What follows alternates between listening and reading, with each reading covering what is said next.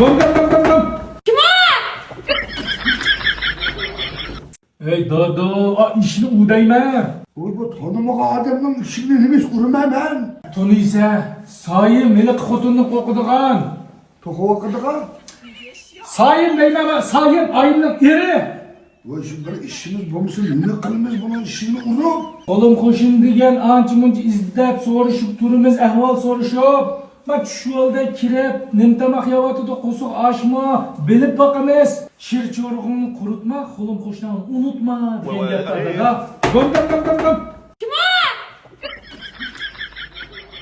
Sayım şınaca. Voy, buva, yaxshimi? Yaxşı babalar. Uy kirsizlar. Bo'ldi, uyga bu ish yo'q. Voy, kelsizlar, bir yap geldin, çay içip kelsizlar. Uylarni shunda undan qo'psa bo'laman. Rahmat, buva, rahmat, mushinchilik qildik. Çay silab va. Ay rahmat qizim, sizlarni avval ko'ribdim ha. Voy yo'q, sizlar cho'nglar degan bizning o'yinning berkiti. Rahmat bolam, rahmat. Sayimjon! Berkatman, yomon ekan deyman.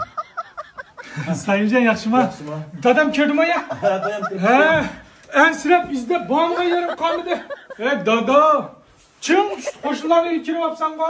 Ay birdan jim o'tamayotgansan zoda. Paysatdi adash qopimala. Adam qirg'in mujda bo'lib qoladi ekan. Ya bo'yni og'amsab u yerga yitlab yugurmagan.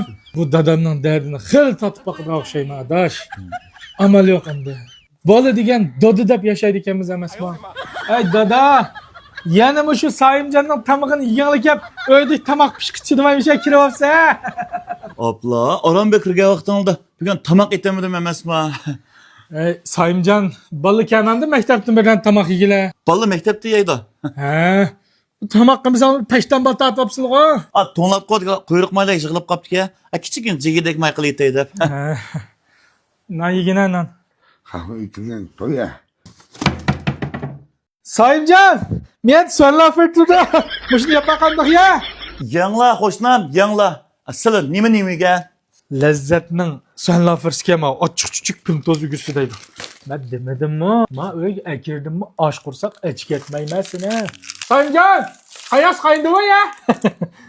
Oy, to'xta, Sayimjon. Men xosini sog'indim taga. Men lazzatning so'nla firs. Alamet nochka dada. Og'zing ocha. Vay ben içmeyim ben. Özden iç ölüm dikkatkine hemen çık yaptım ma uydan. Aa, ne var bu at dikendi?